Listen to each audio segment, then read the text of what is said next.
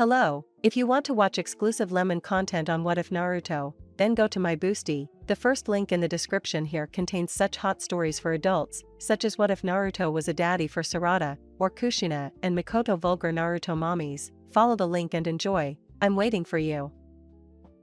I just do what's best for me. Don't listen to my enemies. They're just full of jealousy.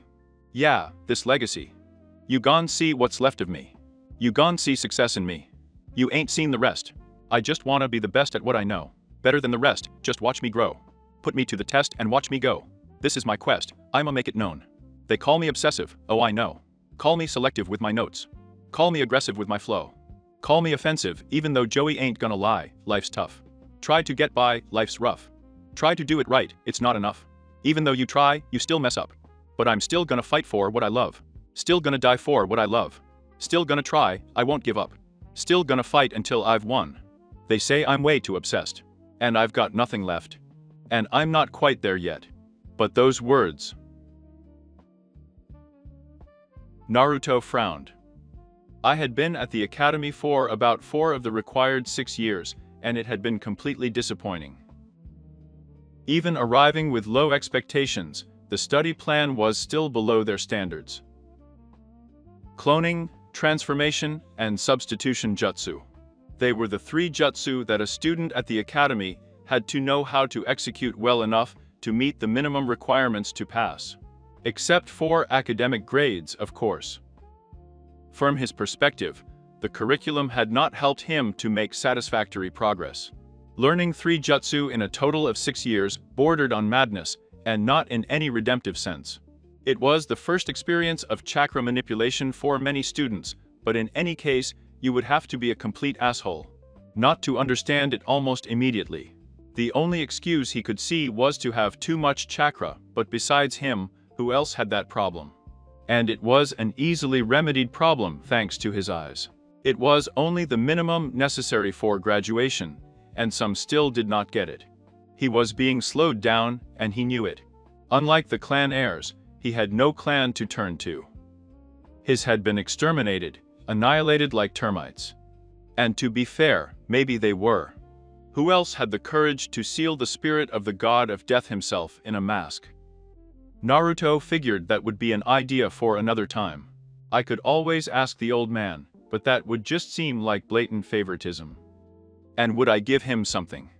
The world didn't work that way. Although I had to admit, it wasn't that bad. Iruka, Scarface's sensei, had grown fond of him lately. He would never admit it to anyone or say it out loud, but it felt good to know that someone other than the old man cared. That he was more or less obliged to pay attention to him, even if he treated him as one of his own, was the element.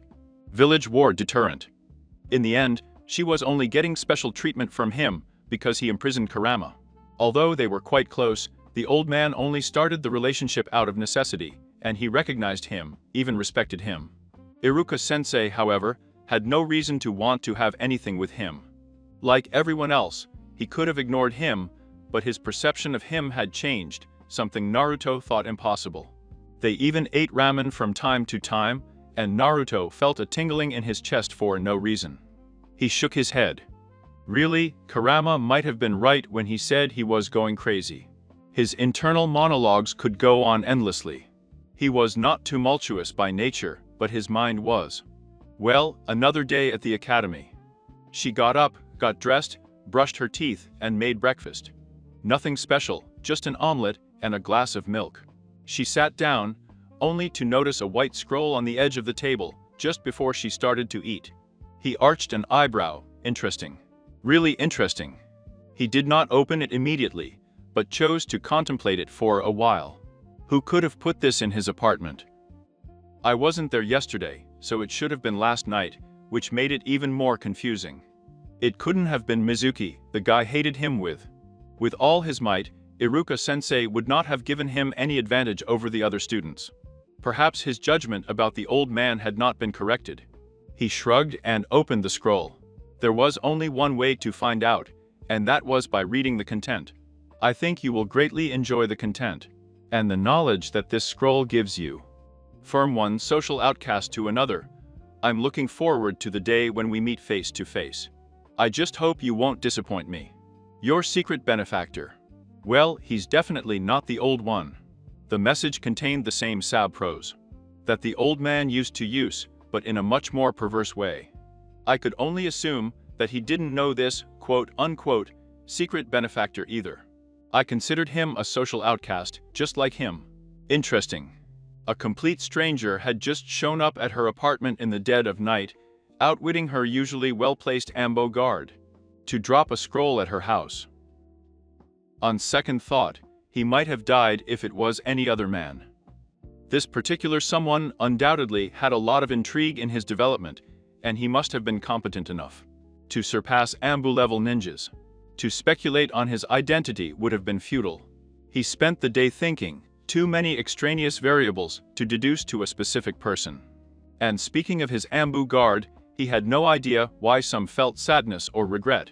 Well, he had just been criticized. I know from falling into another inner monologue, and I was already doing it again.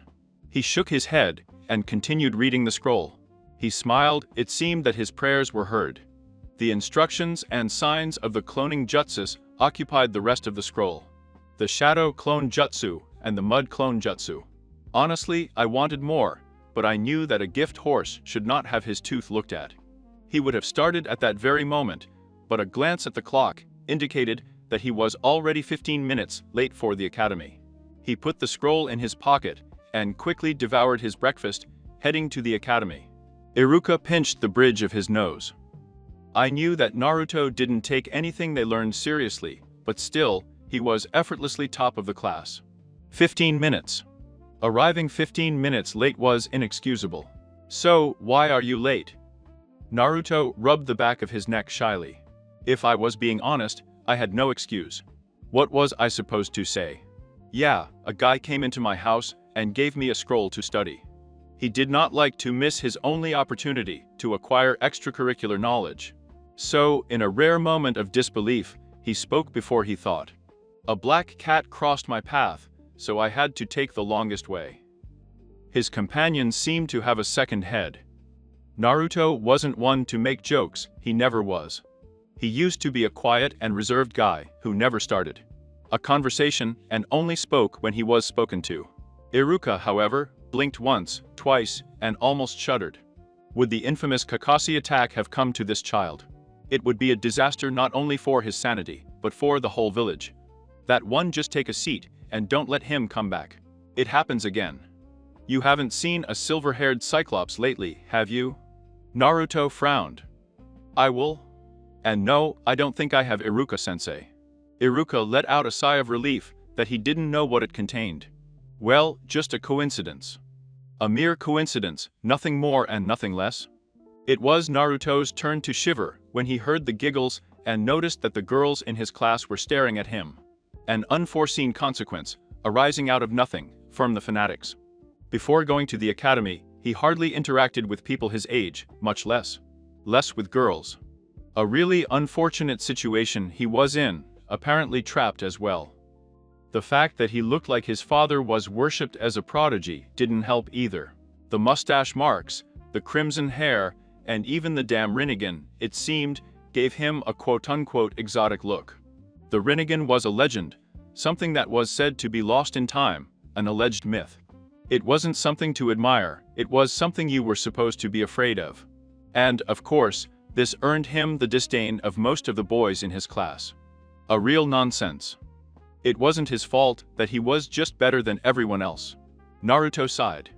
I was looking forward to getting home and studying that scroll. This seemed like a simple waste of time compared to what I could actually learn. What a pity that the old man did not allow him to graduate earlier. The day could not end sooner, and Naruto left as soon as they were dismissed, heading to his usual training place, the Naka River. Some members of the Uchiha clan had looked at him curiously from time to time because of his sudden and repeated appearances there. But no one told him to stop, so he kept going since he mastered the army of walking on water. Controlling the chakra was a real headache for him. Even with the Rinnegan, he had to work it constantly to compensate for his growing reserves. According to Kurama, his seal was fundamentally different from his previous containers. They kept him a prisoner, simply locked up so that he could not wreak havoc on the lands. His seal slowly but surely added more and more Kurama chakra to his own reserves, reinforcing and strengthening his already enormous reserve and density of Uzumaki chakra. By the age of 10, she had more chakra than anyone else in the village, and in a year or two, perhaps she would finally be able to manifest her birthright. However, at that moment, I really had more chakra than I could handle. But now he did know, thanks to his secret benefactor. He took out the scroll and started reading the Shadow Clone's jutsu instructions. I probably wouldn't start with the Mud Clone, as it kept the same chakra-splitting principles, but added an element to it. The Shadow Clone would be a good base to learn the other jutsus. Solid Clones, a truly powerful jutsu. Tobirama Senju might not be as powerful as his brother, but his intellect was incomparable to that of any other Kage, according to Naruto. He saw the world as it was. I did not dream of a world where everyone will get along like everyone else, simply because it was impossible. There would always be someone who opposed the status quo. That was the way the world worked. World peace may be achievable, but sympathy and mutual understanding were never a requirement. Naruto didn't openly respect many, but Tobirama Senju was one of them. He shrugged his shoulders. This should be pretty easy to learn. As far as he understood, it was simply a simple even distribution and division of chakra among himself into clones, thus making them solid. Dividing his chakra into 1, 2 or even hundreds of ways would not be a problem for him. His secret benefactor knew about it. I had to know, considering that it would probably be an extremely dangerous jutsu for most, and even more so for a 10-year-old academy student. He formed a cross with his hands and let his chakra light up. He didn't overload the jutsu because he assumed that the more you added, the more clones were created. He didn't need to explain why there were hundreds of Naruto roaming the Naka River. 5 clones materialized, and Naruto felt disoriented. Why could I share the vision of the 5 clones? The scroll never mentioned anything like that. It was definitely not bad. In fact, this would make their attacks and defenses much more coordinated. It was just overwhelming, you might say. I probably could never try to reach the highest levels of this skill. Seeing through the vision of hundreds, if not thousands, of clones wouldn't do well if he could barely handle 5. Is this because of you? No, turn off your eyes. Naruto did exactly that and no longer shared the vision with his clones. He smiled. Finally, he had discovered another ability of the Rinnegan, interconnected vision. Nothing as far-fetched as the legends said, but something was something. If I was looking for a more coordinated approach, I could use the Rinnegan's shared vision. If he simply wanted to overwhelm his enemy, he would disable them and release the clone army. I almost wanted to laugh. The Yakugan was esteemed for its 360-degree vision, but that was just the tip of the iceberg of the powers that the Rinnegan had. He spent a few more hours testing Shadow Clone Jutsu, its inner workings, its inherent strengths and weaknesses. It was a truly versatile jutsu in his arsenal. He could do almost anything, from reconnaissance to direct combat. Only he could use shadow clones with such frivolity. It seemed that his huge reserves finally had a use. But without a doubt, the most interesting thing about clones would be that they retained their memories once they dissipated. He discovered it by watching 2 clones fight each other, and once both of them dissipated, he obtained the memories of both of them. I could definitely use it for reading, maybe even for the more theoretical parts of training. I would definitely have to test that hypothesis later. The only disadvantage was the overstimulation and the fact that she could not use her Rinnegan at the same time that absorbed the memories of the clones. It was just a sensory overload. There was still a lot of chakra left to burn. I hadn't used any chakra induction jutsu with the clones, so once they all dissipated, I still had plenty of chakra to try the mud clone jutsu. This would definitely be more difficult, even after mastering the basic shadow clone jutsu. He had never tried elementary manipulation before, but this was what he had been asking for, something that would finally challenge him. And he got it? He activated the Rinnegan and stared at the grass and the trees that surrounded the Naka River. Green chakra, energy of nature, if Kurama was right. Although I doubt that I need to manipulate the energy of nature, if that is even possible, to shape the earth chakra. The feeling it transmits, the way it circulates through the trees, the plants, the water. The energy of nature or chakra is not just something to throw jutsus. It is intertwined with life, it is life itself. In the same way, the manipulation of the liberation of the earth would be, to a certain extent, the manipulation of nature. To a certain extent, of course. It's not as advanced as something like the liberation of the wood, but in the end, the liberation of the earth should at least feel the same. If that makes sense. He circulated his chakra in a similar way to how trees and grass circulate their natural energy. He clasped his hands together, forming the sign of the serpent. Then he tried to feel the natural energy on the earth and tried to replicate the sensation with the chakra he was shaping. Faggot. The result was a clay clone, although extremely flimsy and pale. Still, this was the satisfying progress I was longing for. For a first attempt, the clone wasn't bad at all. He scratched his chin. If anything, this was the best opportunity to test his hypothesis about the shadow clone's memory absorption. He crossed his fingers and 20 clones materialized. He ordered them to try the clay clone jutsu repeatedly, until his chakra reserves were completely depleted. He sat on the bank of the Naka River, flipping through the latest edition of the bingo book he had snatched from the old man. With his legs hanging down, enjoying the sun, while his clones got down to business. From time to time, he would dispel one clone after another, under the implicit assumption that if they actually reinforced their training, it would be more efficient if he released one at a time, instead of all at once. One at a time would progressively increase the skill of the clones, improving the jutsu on each one, thus making it faster than releasing them all at once. They all possessed the same ability. That was his own theory at least, and of course, he had to consider mental strain too. Absorbing the memories of one clone at a time was much more manageable than 20. When he was done with the 20 clones, he knew that his hypothesis had worked. What an ingenious way to use the shadow clone jutsu. No one but him could use it as he had just done, but that was beside the point in his opinion. Tobirama Senju was a true genius. He held the sign of the molded ram and the earth chakra. It turned out much better, more solid, more refined, with a more cloned appearance. It wasn't perfect, but it was much better than what I had created just a few hours ago. It shouldn't surprise him, considering that he had just progressed 20 times faster than usual. But he couldn't help but feel completely fascinated. If he ever met Tobirama Senju in the afterlife, he would have to thank him for creating this jutsu. Things that would take months or years to learn could be reduced to just days or weeks. However, the mud cloning jutsu still needed more work. In his opinion, it was a good substitution technique. He needed to master it to the point of being able to execute it without making hand signals, to make it really credible in the eyes of the enemy. But, unfortunately, I was completely exhausted. A new feeling for him. Your chakra reserves have never felt so depleted. He returned home with great effort to spend the night. Naruto finally yawned. 6 years of academic trivia were finally coming to an end. Tomorrow, he would finally graduate. Unfortunately, his secret benefactor had not blessed him with anything since that fateful day about 2 years ago. He quickly mastered the clay clone jutsu after a few days. The shadow clone jutsu's memory absorption was a dangerous resource in his hands. Along with his Rinnegan, it felt like a gimmick.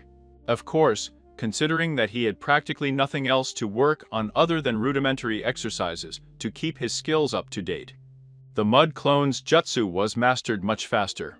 Now that he had experience with elemental ninjutsu, he was betting that if he got another one, it wouldn't take him as long to master it as the mud clone. The shadow clone was definitely banned for a reason. His progress before acquiring it was amazingly fast, surpassing everyone else in the academy. But since he learned it in the 4th year, his growth rate had grown exponentially. It doubled, maybe even tripled. Naruto finished his bowl of miso ramen and dropped a few rolls on the table. He climbed on the roofs, running along them, until he finally reached home. It was better than walking the streets below. He cared little for the disappointed looks that were thrown at him, but the same could not be said for his subconscious sensory abilities. Unfortunately, his perception of negative emotions got out of control from time to time with the villagers. Prevention is better than cure. Moreover, running on the rooftops offered him a calmness that the streets could never match.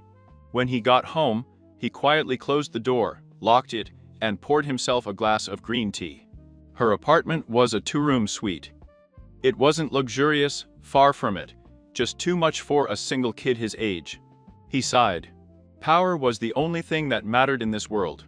And if it was the last nobody, not the Hinchiriki with Rinnegan, but any orphan. Would I even get an apartment? Would he become homeless? Power dictated everything in this world, from how you were perceived to how you were treated. If he had been a fool, he knew that the old man would have locked him up in a miserable apartment in the red light district. However, he was not. He was far from being a fool. The old man did not overlook it, and it showed. Power was really the only thing that mattered. His heart took a dull, cynical turn. He supposed it was to be expected. Every hidden village was a military dictatorship.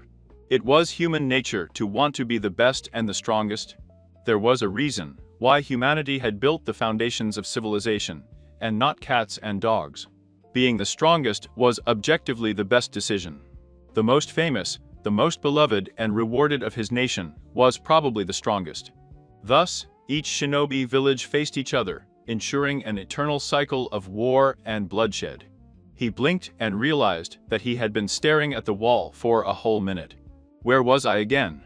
Ah yes, I just wanted to sit down and drink some green tea. He sat down and took a sip of green tea in silence before leaving the cup on the table.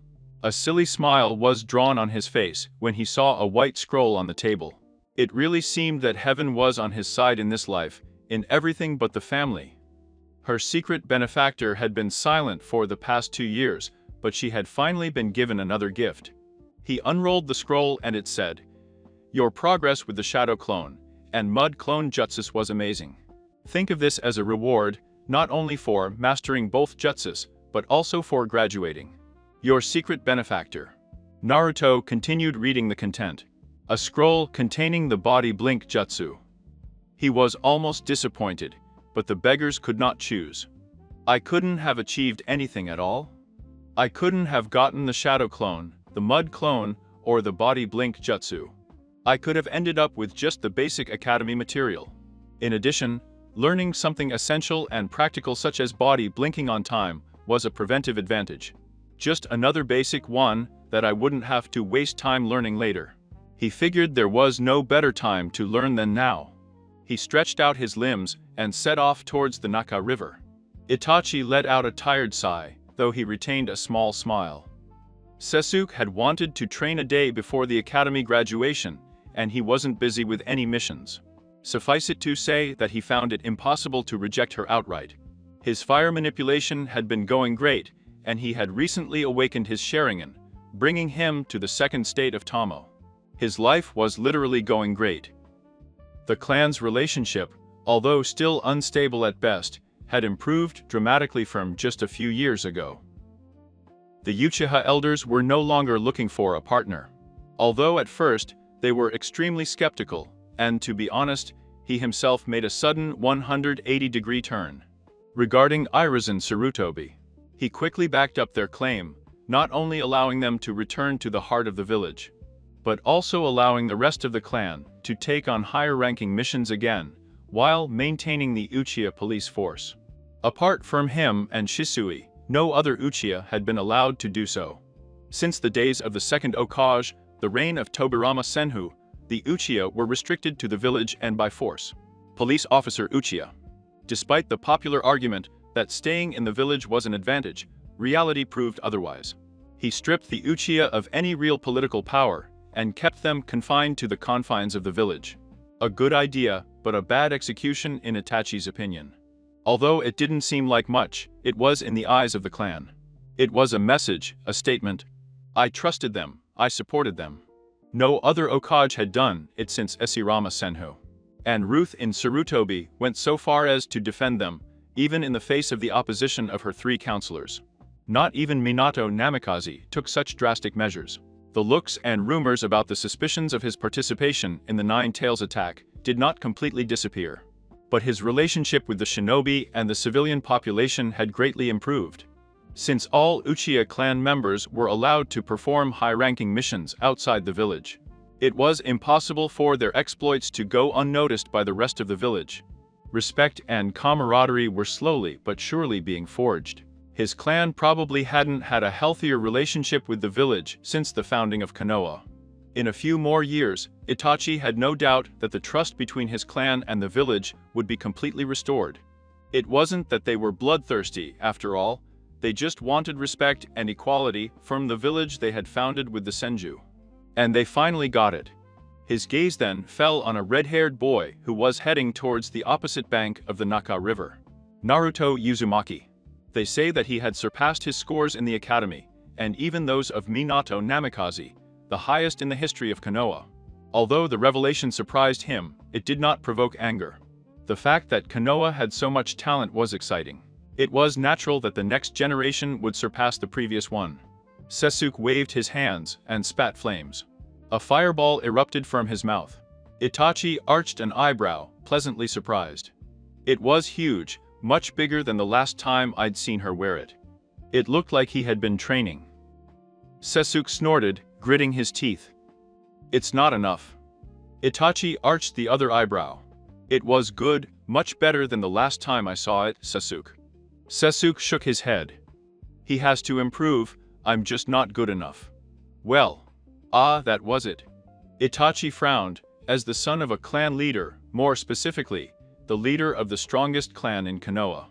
The pressure on him and Sasuke was immense. He was considered the better of the two, so that only made things worse for Sasuke. Even Naruto did it. Unintentionally. His success even reached the ears of those who considered him nothing more than a demon fox in a human body. The Uchiha accepted nothing less than the best at all times. Naruto saw flames coming out of Sasuke's mouth, and he almost whistled. She was good, there was no doubt about that. No one could master elementary ninjutsu like an almost genin. A level above the rest of his generation, but still a level below him. He kept his hands on the rat signal. A body flash was nothing more than a chakra flare that empowered his body for high-speed movements. I remembered the actual teleportation, but in reality, it was nothing more than basic chakra manipulation and augmentation. If I put too little, I would not reach the desired destination. If I put too much in, I would go much further than I wanted, crashing face first into a tree. It was a common practice for him nowadays to thank whoever decided to grant him the eyes of the sage. He could easily distinguish between too much and too little. Fortunately, I could also see what was right. But before that, I would have to try it first of all. With most jutsus, he learned that simply, less was better. There was no need to overload the jutsu with chakra. Obviously, there were exceptions, but that was beside the point. Using the minimum amount of chakra necessary for the jutsu to be launched efficiently was the usual goal. For example, why would you use the same amount of chakra to create 5 shadow clones as for a simple substitution jutsu? If chakra spending worked like that, many shinobi wouldn't even get past their first C-rank quest. It was common sense, really. That probably wasn't the case with body blinking. However, I could only assume that the amount of chakra needed to execute the jutsu was proportional to the distance one wanted to cover. Of course, you could overload the jutsu with enough chakra for a forbidden S-rank technique. But you would hit a tree before reaching 3 meters. It was a low middle distance jutsu for a reason. He molded what he believed was an adequate amount of chakra needed to perform the body's blink, releasing it in a burst. The adrenaline was such that he stopped a few centimeters from a tree. Too much, apparently. He tried again, but this time it seemed to him that it was too little. His third attempt was better, but not perfect. He quickly realized that he had 2 pairs of eyes on him, but he did not pay attention to them. It was no secret that he had come here to train. It was also no secret that he used things that an academy student should not know. Itachi watched with interest.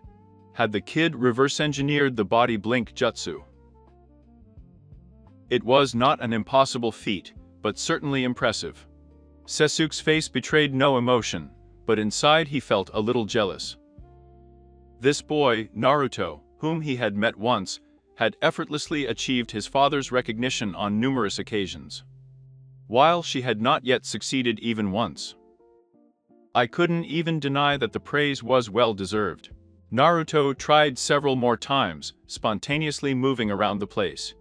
Finally, he learned how distance correlated with the chakra he needed to use. Naruto put a finger to his lip. It's not bad at all, it's not perfect, but it's enough to use it on trips. After all, this is not a jutsu that is often used in battle, he said without addressing anyone in particular. When he turned around, he noticed that the two presences that were watching him had disappeared. After 6 long and tortuous years, it was finally time for graduation. Naruto woke up quickly, got dressed, had a light breakfast, and headed to the academy without delay. She kept her seat free, resting her cheek on the palm of her hand as her fingers tapped the desk at rhythmic intervals. Launching Kumar and Shuriken will be quite easy. Not a single target had missed, even on the move. His taijutsu match was against Kiba Inuzuka, a fool in everything that had nothing to do with the art of taijutsu. Second only to the Yuga heiress Sasuke, and by himself, of course. He had developed quite a one-sided rivalry with the Inuzuka heir since he defeated him effortlessly all those years ago. Of course, many of the guys in the class supported him, out of pure envy. This time, compared to the many other times he had faced Kiba, it was no different, perhaps even worse. He easily dismantled everything that the Inuzuka heir threw at him, and responded with something 5 times worse at every blow, defeating him, once again, quite easily. Naruto raised the seal of reconciliation, but Kiba pushed his hand away. You think you're much better than the rest of us, don't you? Naruto cocked his head in a silent, inquisitive gesture. I don't remember pretending superiority over anyone, or acting in a way that would make you think that. Ironically, his imposing stature over the Inuzuka only gave him the impression that he was being sarcastic. There you are, acting with haughtiness and power, Kiba said, growling. Iruka ended up forcing them to do the reconciliation, seal, and Naruto side. He behaves politely, they get angry, he retaliates, and they get angry too. What exactly did they want from him? To stand idly by and accept it. To do nothing and act like a scapegoat. That's exactly what they want. It's not my problem. You act like it is. I am aware. They took them back to their classroom after a couple more trainings and forced them to perform the 3 basic academy jutsu. That were the prerequisite for becoming a genie. Naruto Uzumaki. He perked up, he was finally called, and he was able to put all this behind him. Perform the substitution jutsu, Iruka said. He did it without making signs with his hands, replacing himself with a chair. Iruka wrote something on his clipboard. Okay, now do the transformation jutsu. Naruto did just that. When the smoke obscuring him cleared, a perfect replica of Irizen Sarutobi, smoking his pipe, appeared in front of him. Iruka took the cap of the pen to his mouth. Okay, and now for the cloning jutsu. Naruto held up the ram sign, and 3 perfect replicas of it appeared side by side. Iruka smiled, genuinely proud of his student. Well done, Naruto. You passed with honors. Pick up your face shield on the way out. The will of fire burns strongly in you. Teaching the best student that had come out of the academy was a dream come true for Iruka, even if Naruto didn't take it seriously. Naruto nodded and took a black protector. He almost wanted to laugh. I could feel the pure hatred emanating from Mizuki. He walked out of the academy and stared at the forehead protector he was clutching. It was time, he would finally start his journey as a shinobi. Something I had never wanted to do, but accepted relatively quickly, as with everything else in his life. Ninjutsu was still an abominable adulteration of the ninsu creed for him, but he had no other choice. I had to use it in a world full of ninjutsu users. And he would be lying to himself if he said that connecting the mental and physical energies of his body to throw ninjutsu was not the best thing in the world. It was just as Kurama had said, war was encoded in human nature. He felt a presence approaching, radiating absolute hatred. What did Mizuki want from him? Mizuki-sensei. How can I help you? He quickly put away his graduation voucher and greeted Mizuki. Mizuki hummed, hiding her true feelings, but the effort was evident to Naruto. The first of the class, huh? What an achievement. I'm proud of you, Naruto. He paused and Naruto almost snorted in response. A bigger lie could not have been told, he noted. It must not have been easy with several clan heirs in the same class. Despite recognizing the deception immediately, Naruto responded with a thoughtful and curt gesture. I had to work hard, this generation of graduates was very skilled. To be honest, none of them, except Sasuke, impressed him. He usually seemed distant to those around him, but he was more observant than he appeared. You probably could have graduated even faster if they had let you. I mean, they have a way to move up the ranks faster, but Mizuki was silent. Naruto arched an eyebrow with feigned curiosity, fully aware that he was being lied to. I did not know. I insist that you explain, he said. Mizuki flashed a smile, although she didn't hide the pure animosity she was giving off. Yes, there was a secret mission for every rookie of the year. If they stole the forbidden scroll from the seal of the Hokage, they could promote Chunin immediately. He paused again, and Naruto held back his laughter. The desperation of this man's efforts would lead nowhere. No one in the history of the academy was successful, but I think you could. Naruto scratched his chin.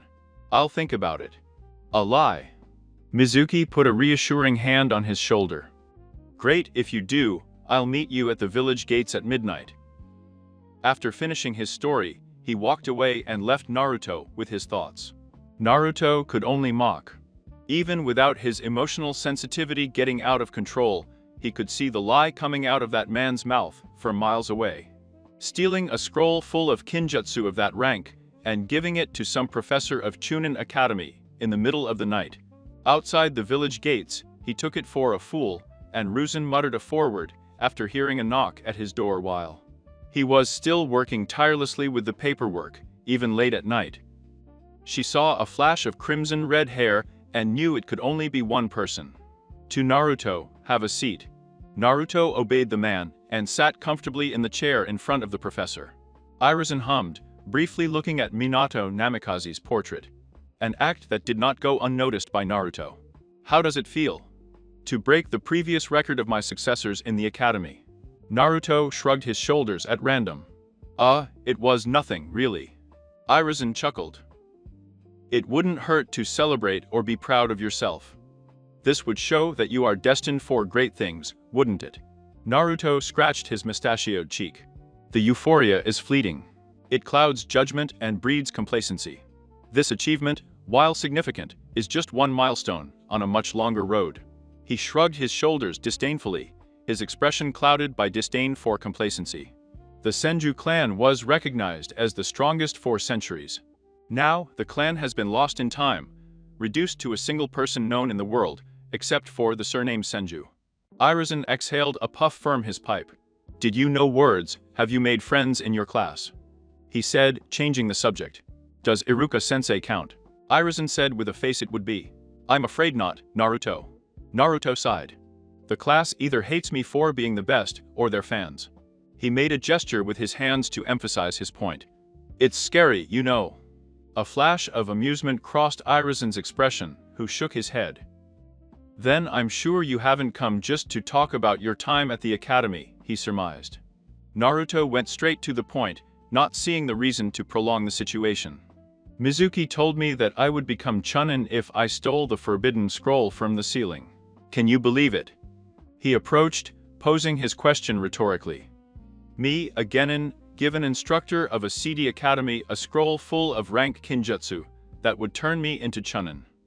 Wow, it almost made me want to laugh when I heard that.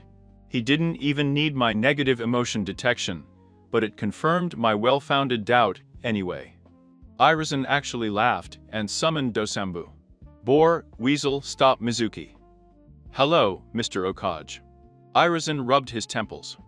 Naruto, have you finally found inspiration? You seem more obliged, one might say. Naruto nodded, with a look of determination that reminded Ruzan too much of his former student. Yes, I have achieved it, and I will achieve it. Nothing, absolutely nothing, will stop me from achieving my goals. Are you going to kill me? To me? Can you really do it? Sarutobi-sensei. Sarutobi, you, Ruzan shook his head, purging that thought from his mind. Naruto was nothing, Absolutely nothing, like Orochimaru, and he would never be. Team 7 will consist of Naruto Uzumaki, Sasuke, then Uchiha and Aruno Sakura. Your instructor Honin is Kakashi attack. Naruto dropped his head on the desk, closing his eyes at the stir the proclamation had caused in the classroom. There were pre-established teams, such as the Inashikacho trio, and others that I had barely any idea about. He thought that he would be put on a team with the last ones, and if he remembered correctly, both Sasuke Uchiha and Sakura. The girl with pink hair were far from the last. Hey, Iruka-sensei. Sakura shared her opinion and added, aren't the last and the other two best students together? Why that one? Is this a team? Iruka shrugged his shoulders. Good question, Sakura. Apparently, Okage-sama requested the creation of this team. Naruto's other eyebrow rose to join the first, forming an inquisitive look. Had the old man himself asked for it? That was weird, incredibly weird. What were you planning on pairing him with these two? Had his sensei asked him to? Maybe it was the other way around. Well, not that he cared much, it could have been worse, much worse. His two companions were moderately competent. Sasuke more than Sakura. However, his sensei Honin, that was what really piqued his interest. Kakashi Take, the copy ninja, a man who was said to have copied more or less 1,000 jutsus. The only non-Chia that he knew of who owned a Sharingan. Chunin at the age of 6, Honin by the time he was Naruto's age, becoming Captain Ambu soon after. Also the last and only surviving member of his father's old team, Minato Namikaze. In short, his reputation preceded him. The only problem, the guy read obscenities in public, without shame, and was chronically late to literally everything. Naruto banged his fingernails on the table and let out a tired sigh. This was going to take a while. When the others left, the classroom was left in a sepulchral silence between the three who remained. Something that Naruto had no problem with. He took out a book, the stories of a shinobi with a lot of courage, something the old man had given him for his graduation. I had read a little, written by Jiraiya, the legendary Sannin. It wasn't a bad book, far from it, but that wasn't exactly a compliment. It seemed too unreal to him. Well, it was a fiction novel, wasn't it? He guessed that it was probably also named after the main character of the book. After all, Jiraiya was already the sensei of the fourth Hokage. Sakura broke the deafening silence in an uncertain voice. Do you know anything about our sensei? Kakashi Take, a man who masters 1,000 jutsus. He owns the Sharingan and was a student of Lord Ford, a prodigy, and one of the strongest Honin we currently have in the village. Sasuke said, and Naruto was not surprised at the knowledge that had been bestowed upon them. Of course, the Uchiha would know about the alleged Dijutsu thief. Sakura, however, Silvo. It's really good, huh? He is also known for always being late for everything, whether it's a rank of quest or a summoning of the Hokage himself. Naruto commented indifferently, his attention fixed on his book as he absent-mindedly turned a page. He probably won't be here for a while. Sasuke's eyes narrowed slightly. And how do you know that? Naruto looked at the clock, a mocking smile on his lips. Well, we've been here for, like, an hour. I guess that would be enough to back up my claim, right? Well, he might have a good excuse, Sakura replied, quietly betting that there was more to his late arrival than meets the eye. Naruto yawned, he knew better. Don't say I didn't warn you when you hear him say he was lost on the road of life, or that he was helping a grandmother carry her bags across the street. A justifying shrug lifted him up as he returned to his book. Another hour passed, full of informal chatter, before a man entered the room. Indifferently absorbed in the book he was holding in his left hand. He was wearing the usual outfit of a green bulletproof vest over a black long sleeve, followed by some standard shinobi sandals. An appearance that could be seen on many other village ninjas. A mask hid everything except her right eye and her gravity-defying silver hair, while her left eye was covered by a slanted front shield. Sakura silently noticed that Sasuke seemed to examine the man with a measured and critical gaze. I didn't know if it was anger, curiosity, or respect. However, I couldn't blame her. The guy gave off a clearly gimmicky aura. Even though Naruto possessed the most unknown knowledge of the three, he remained impassive. Sakura assumed she was expecting him, which wasn't that surprising, given his warning and his general safety. Naruto closed his book and turned his gaze to his future sensei. Any particular reason for the delay? You know, the usual. Sasuke quickly noticed that his tone of voice was imbued with an obscene indifference. A black cat crossed my path, so I had to take the longest way, he said, scratching the back of his neck. Naruto hummed, completely ignoring his accusation. Previous. That happened to me once, a precarious situation, he nodded.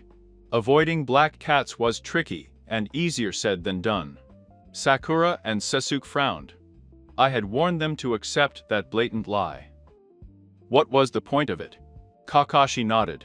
How scary, my first impression of all of you is that you are boring. See you on the rooftop. Not a second later, he disappeared into a swirl of leaves, a telltale sign of the body blink jutsu. Naruto did the same, only without a burst of leaves, and not long after, Sasuke and Sakura joined the two. They only had to endure a long and arduous flight of stairs. Introduce yourselves, likes, dislikes, dreams, hobbies, stuff like that. Sensei, can you go first and show us how? Sakura asked him. My name is Kakashi Attack. I don't feel like telling you my likes and dislikes. And I haven't thought about my dreams. As for hobbies, I have many. He pointed at Sakura. Now you go, Pinky. My name is Sakura Aruno, I like to learn new things. I don't like being late, and narrowed his eyes at Kakashi, who responded with his typical smile.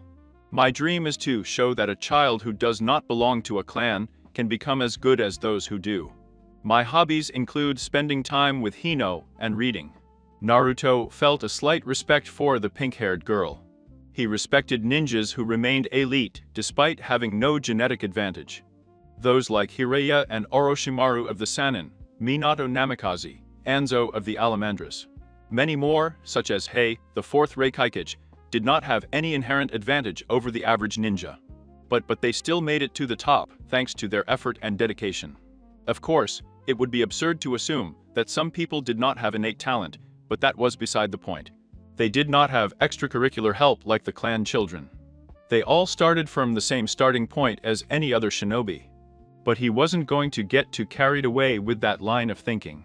The results would have to be seen first. Still, your feedback was appreciated. You're next, Uchiha. My name is Sasuke Uchiha. I like my clan, and I dislike a lot of things.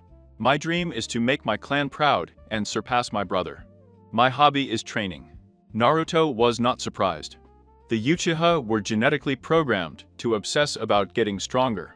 That was what Tobirama Senju and Kurama claimed at least. Tobirama, and to his chagrin, the latter of the two mentioned was rarely wrong, no matter the topic. Kakashi smiled, and a distant memory surfaced, that of another red-haired man, who had brutally mistreated those who dared to utter the very words he was about to utter. And last but not least, he put a finger to his lip. Tomato-chan. Sakura laughed, and Sasuke hid a smile under his arm.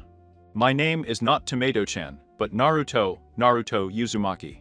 A violent spasm ran through the muscles around his Rinnegan eye, clearly and amusingly betraying his apparent calm. I like ramen and Kurama. I dislike a lot of things, but not only the closed-minded people. And the time it takes to prepare instant ramen. He paused. Dreams. Dreams are for fools. I have a goal, something I will achieve. I will be the strongest. My hobbies. To discover the secrets of the world. Kakashi's gaze lowered, and the title of the book caught his attention for the first time. What do you think about that book? He asked, recognizing the book Naruto was holding. I guess you've read it, haven't you? At Kakashi's nod, Naruto made a regular gesture with his hands. Well, it's a good fiction story, although the underlying concepts are pretty basic. A man who has fought in 2 wars would be expected to have fewer idealistic delusions. The world is not all black and white. What constitutes the good? What constitutes evil? Who are we to judge what is right and what is wrong? He, Sasuke, said with a face would be. No more. We are not here for historical ramblings, Naruto, presentations. Kakashi's gaze sharpened for a split second. It seemed that his sensei's son had inherited his intuition, but none of his compassion. He would also have to find out who Kurama was sooner or later, maybe a classmate. Kakashi laughed softly at the thought, seeing the irony of worrying about the future. They didn't even know they weren't real genin yet. Well, now that we're done with the team introductions, I think it's time to inform you that we have an assignment tomorrow, he said cryptically. An assignment? Sakura asked him. An exercise in survival. A test that will determine if you become a genin or not. Naruto arched an eyebrow at Kakashi's statement, and Sasuke narrowed his eyes. Sakura's reaction, however, was a little less subtle. What? What were the exams for then? Oh, the graduation exams. Kakashi made a dismissive gesture with his wrist, as if the academy didn't matter anymore. They are just to see if you have potential to become genin. Of the 27 students who graduated, only 9 will become genin, while the rest will return to the academy. He coldly revealed. Naruto quickly decided that it had to happen. Anything was better than being sent back to the academy. See you at the training camp 7 tomorrow at 5 o'clock, don't be late. And forget about eating, you'll throw up if you do. Having said that, Kakashi left without wasting any time. Disappearing?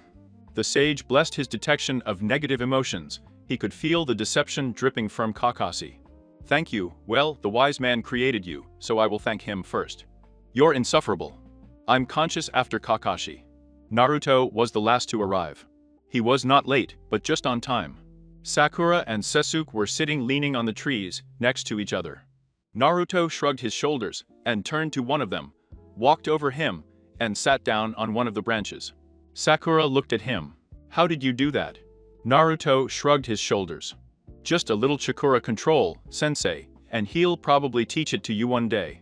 Sakura frowned, but didn't say anything. More. Naruto hummed, not addressing anyone in particular. They say that the whole village, including this training camp, was created by the liberation of Esirama Senju Wood. Such a peculiar Kekai Genkai, but it could even be considered as such. Not his father, not his brother. Nor could any of his descendants replicate such a legendary tool.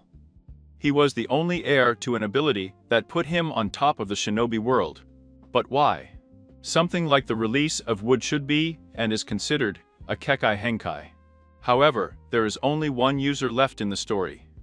It's contradictory. It's not my fault that they can't understand my intellectual abilities. Naruto looked up at the sky with a tired gesture, clenching his jaw, while suppressing a shy smile. Or we just can't understand your madness, Sasuke pointed out. Naruto replied with a relaxed and nonchalant shrug of his shoulders. Maybe, the voices in my head are telling me otherwise. I'm not. Sakura turned pale at the implication, and Naruto couldn't hide the joy that shone in his eyes. Sasuke sighed, pinching the bridge of his nose. Of course, I shouldn't have expected less. Naruto made a gesture with his hand, as if to say never mind, interrupting himself, to ask a completely unrelated question. I'm getting off topic here. Did you listen to our future sensei, or did you have breakfast? I ate, Sasuke admitted. Me too, Sakura added. Well, it would be a hindrance if they had to work together, and their teammates were losing control. He yawned. Kakashi would be late anyway, right? A nap would be good for him. Kakashi appeared 3 hours later in a swirl of leaves. Sorry for the delay, you see I was lost on the road of life today. You know, you could just admit that you were late instead of using a ridiculous excuse, sensei, Sakura replied, visibly bewildered. Kakashi ignored her. He took a large stopwatch out of his backpack, set it to 8, and placed it on a wooden stump. You have 3 hours to take these bells from me. Whoever fails to make it will be sent back to the academy, Kakashi said as he showed the 2 bells he was holding in his hand, tying them to his waist. The use of weapons and techniques is allowed. The only way this can happen is if you attack me with the intent to kill. So, get started. Sakura and Sasuke disappeared into the trees. Kakashi-sensei was lying when he said that the 2 who get bells pass and the 1 who doesn't fail. Interesting, what was there to lie about? Naruto opted for a less conventional approach and aimed directly at the man's face. Can I have a bell? Kakashi put a finger to his chin. Mum, no. It was worth a try. That's paradise or violence. Sasuke and Sakura, hidden, watched their confrontation with interest. Were violence and paradise some kind of secret code? Kakashi laughed mischievously. You're not too young for these books. But if you want to know, it's paradise. Naruto's cheeks flushed. The old man always kept his collection of those books hidden, or what he thought hidden. One day I was curious to know why I wanted to keep something so hidden. So I read them, all of them, and they are provocative, to say the least. Sasuke and Sakura's eyes trembled violently. Really? Naruto rushed in and tried to hit the bells, but Kakashi just dodged him, without even looking at him. Before throwing a cradle and at his neck. Lesson 1? Tai was abruptly interrupted when the Naruto in front of him disappeared. A shadow clone. He could have learned such a jutsu. Something to think about later, he supposed. It was time to torture another one of those adorable Jennies. He set off in search of Sakura and wasted no time in incapacitating her with an E-rank genjutsu that was disappointing. Sasuke recognized it as the opportunity. Perfect for catching your sensei off guard. Activating a simple kunai trap, the only emotion Kakashi conveyed was that of opening his eyes wide. Unfortunately, his eroded figure was quickly replaced by a column of smoke. A shattered piece of wood filled the place that he left behind. He took a step back, and Sasuke pounced on him. A punch was thrown. Kakashi blocked him. Sasuke responded with a direct side kick to the solar plexus. Kakashi, in response, lowered his arm, not only to retain Sasuke's fist, but also to block his elbow strike. A Chilean was sent straight towards him, this time next to his opposite flank. Again, he easily blocked her maneuver, holding her leg. Sasuke moved her sideways to try to snatch the bells from her. Kakashi's only visible eye opened wide, suddenly understanding it, before releasing her and jumping back. Sasuke performed 5 hand signals. Fire style, fireball jutsu. A huge sphere of orange fire erupted from his throat. The heat oxidized the surrounding atmosphere while spitting out an orange fireball, directing it directly towards the copy ninja. When the smoke cleared and the dust cleared away, an empty and burned patch of land was revealed. Sasuke instinctively activated his Sharingan, with 2 Tamo swirling and burning. Kakashi's arms came out of the ground, aiming at Sasuke's legs. She jumped up, kicking them both out of the way at the same time. Kakashi completely emerged from the ground and clapped his hands. Not bad at all, but I think it's about time to put the best of your generation to the test, right? Sasuke frowned and pounced on him. Oh, this is so funny. Kakashi pounced instantly. He had already tested Sasuke Uchiha's abilities. It was time to put his sensei's son to the test. He quickly attacked her with a devastating right hook. She barely reacted before she slammed into his forearm, causing him to wince. He quickly attacked her with a strength that would make Mirui proud. She jumped to get out of harm's way, only to realize that was exactly what he had anticipated. A devastating knee to the stomach hit her. And with a blow to the neck, right after, Sasuke was incapacitated. To say that Kakashi was completely disappointed so far would be an understatement. This team, although talented, was no better than the other few who also did not understand the underlying concept of the bell test. I knew this team would have conflicting personalities. Victorious, he read the files. Naruto had a knack for irritating people, but at least he would have expected 2 of the 3 to work together. There was no reason not to. His thoughts were put on hold when Naruto decided to resurface firm among the trees. I see that your reputation is not something and invented, Kakashi-sensei. Really, you're a top-notch shinobi. Kakashi shrugged his shoulders. Me, they're just genius. Let's fight now. Naruto stretched out his limbs. I can only assume that. Then he held out his palm and Kakashi couldn't help but get to observe with interest how chakra was accumulating. What was he planning? A purple aura emanated from Naruto's hand, something that slightly disturbed even Kakashi. He wasn't feeling well. What was he doing? Chains from the road outside. Kakashi's eyes widened when he saw a spiral of chains shot out of Naruto's hand. Just like Kushina. No, hers were golden, and the edges and the tips were pointed. These are gray, almost white, and the tips are shaped like a dragon's head. In most cases, Kakashi would simply get caught up in the attack and be set upon with a log. But he couldn't risk getting caught in chakra chains. The last user he saw could suppress chakra with them. I wasn't willing to take that risk. Kushina could suppress anything with those things. It would be absurd to assume that Naruto's mastery over his chains was as good as his mother's at first glance. But it would also be absurd for Kakashi to assume that he had the same reservations as a beast with a tail. The Sage of the Six Paths scattered chakra throughout the world as a power of connection. Something that would connect the mental energies between people so that everyone could understand each other without words, and thus achieve peace and stability. However, over and over again, people used that chakra not to connect with others, but only to connect the mental and physical energies within themselves, as a way to amplify and greatly increase the volume of the chakra and turn it into ninjutsu that could be used as weapons in battle. Ironically, by going back to the way things were before the chakra, in a more grandiose way, we could say, what does this have to do with anything? Absolutely nothing. Naruto admitted. I just felt like saying it. Kakashi was too busy with the chains to pay attention to what Naruto was saying. The chains were relentless, lunging at Kakashi like they were dogs. The copy ninja skillfully dodged them and deflected the dragon heads with a kunai. And they had a good time fighting like that. Naruto kept on the offensive, moving his chains in such a way that Kakashi could only deflect them. But in the end, he failed to penetrate Kakashi's defense, leaving them at a standstill. Both of them quickly got tired of the cat and mouse game. Naruto removed his chains and lunged at Kakashi with the standard academy stance. He threw an accurate but slow cross to Kakashi, who deflected his arm without any problems. There was him. Naruto responded by hitting him directly in the jaw with a quick spinning elbow. A feint. Kakashi grimaced. How could he have been taken by surprise by such an obvious trap?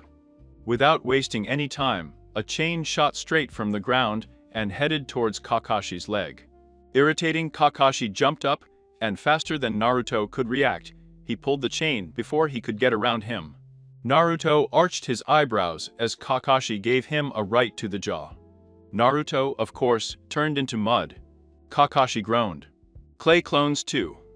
Where did you learn those jutsus? This kid was going to be an annoying fight, I already knew that. A stray chain shot out of a tree branch, aiming directly at Kakashi's heart. And he received the impact, not before replacing himself with a log. Kakashi wasn't a sensor at all, but to anyone, Naruto's chakra signature was like a beacon. It made it easy to track, and even easier to locate. He moved quickly, but quietly, and positioned himself in the tree, right behind Naruto. I would beat him with the forbidden technique that would cause him 1,000 years of death. He let out a giggle. Yes, it would be appropriate given the annoyance it had caused him. That had been the plan. I didn't exactly expect Naruto to turn around and stare at him with those purple and wavy sclerotics, without blinking. That not even a Chunin could have felt his presence. It was a censor. His academic reports were good, yes, but they didn't say anything of that level. Not even a fraction of a second later, all the surrounding trees transformed into Naruto's. Kakashi's eyes widened. It seemed like he did that a lot today, as chains shot out of 10 clones, and the original, successfully encapsulating him inside a chain prison. Chains of the outer road. Demonic mausoleum, Naruto snorted. That used up a lot of chakra. Very much, even for him. I have one, Kakashi-sensei, he said, as a stray chain ripped the bells from Kakashi's waist. How? That was all Kakashi could say. Naruto shrugged his shoulders. I knew you weren't going to go all out against a genin, and I took advantage of it. Thanks to my extensive chakra reserves, I can inject so much chakra into my eng and clones that only a Dojutsu user would be able to tell the difference. Even an expert sensor would have problems. He tapped his temple, as if to remind Kakashi that the real work was going on behind his eyes. The Rinnegan can perceive the chakra to a certain extent. The amount you have, its circulation, and, to be precise, the 8 internal doors. I simply calculated the flow and the amount of chakra they contained next to the natural energy of the trees. Although trees do not contain chakra or natural energy, only a Dojutsu user could see the difference. Kakashi sighed. He did not explain how he could feel it, but he did not expect to get so much from it, when he had already received a thorough explanation. "Ha! Will you let me out? You already have the bells, and this is exhausting." Naruto had the embarrassment of looking somewhat embarrassed. "Oh yes, I'm sorry." He released his clones, and all the chains dematerialized, freeing Kakashi in the process. Kakashi shook off the dust. "So, what are you going to do with the bells?" Naruto said with a serious face. "You know it's useless to lie to me, right?" Kakashi sighed. "When did you know that?" "Not long after you put Sakura in a genjutsu." "Is there a reason why you didn't want to work with your teammates?" "Would you believe me if I said that I want to test my skills against one of the best shinobi in the village? And I would have given my teammates all the bells I got in my effort as a sign of teamwork." Kakashi shrank firma and, with the most dejected tone of his life, replied, "Yes, I do not know why, but yes. I will wake up our team and inform them of our passing. You just have to be here tomorrow at 7 o'clock. Naruto confirmed his consent with a single nod of recognition and walked out of the training camp. Airazan Sarutobi looked at the 2 men in his office, Danzo Shimura, an ally, a teammate at one point, and Kakashi Atake, a man worried about his past. He lit his pipe and sucked. Did they pass? Kakashi gave a full report of the whole bell test, and Ruth chuckled. Her gaze fell on the portrait of her successor. "I dance, I hum. Sasuke Uchiha, what do you think about Attack? How is she compared to Itachi?" Kakashi wanted to sigh. Will there ever come a time when there is no comparison between the two? She is good, her taijutsu technique is excellent, and her reverses are above average for her age. I would say it shows aptitude for ninjutsu. But no, she doesn't compare to her older brother right now. Danzo hummed once more. "And what about the boy? Uzumaki?" Kakashi narrowed his eyes at his third student's blatant indifference, but he wasn't really surprised. Shimura Danzo was a man who only respected power, and Sakura's performance was the literal antithesis of power. He is good, amazingly good, shows good perception of the situation, and adaptability on the fly. His taijutsu posture is that of the academy, but he masters it perfectly. That's not to mention his ability for cloning jutsu and chains. Honestly, I have no complaints, except that his thinking is quite astute. With a weak, tired sigh, Airazan rubbed his temples. I guess he's secretive about certain things. Kakashi nodded. Danzo simply shrugged his shoulders. It would be silly for me to show you all his cards, even being his sensei. There are clan secrets that the Uchiha and the Yuga hide even from the Okage. Do you expect them to tell Airazan all the details about their eyes? Why should it be different with the Rinnegan? Even I would be a fool if I admitted that I would not like to see the potential of those eyes realized, but it's the truth. Kakashi blinked once, and then again. Wow, Danzo sure was right. He never thought the day would come. Well, if that's all, I'm leaving now. Disappearing in an instant, Kakashi left the office of the Okage. And Ruzan shook his head. Tell me, Danzo, what do you think about Naruto? The boy clearly knows more than he appears. His wishes and goals remind me of Orochimaru. And Ruzan glared at him. And whose fault is it that Orochimaru went off the rails? I was always going to take that path, and Ruzan was inevitable. I just made the best of a bad situation. You know that everything I do is for the good of the village. Why do you think I haven't tried to convince you lately about the Uchiha? The shinobi of darkness paused. I admit that I did not consider them trustworthy, but in recent years they have proved me wrong. I never said I was infallible or immune to bad decisions. I do what I think is right for the village. I am glad to see that you have regained the passion that Tobirama-sensei saw in you when he chose you over me.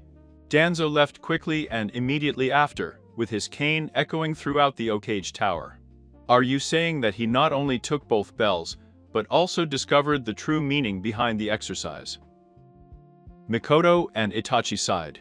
Sasuke looked at the ground and gritted his teeth. Yes, father. Itachi, it seems that you will have a rival soon. Don't relax. After expressing his thoughts, Fugakusha got up and left the table. Shortly after finishing dinner, Sasuke retired to his room to meditate in peace.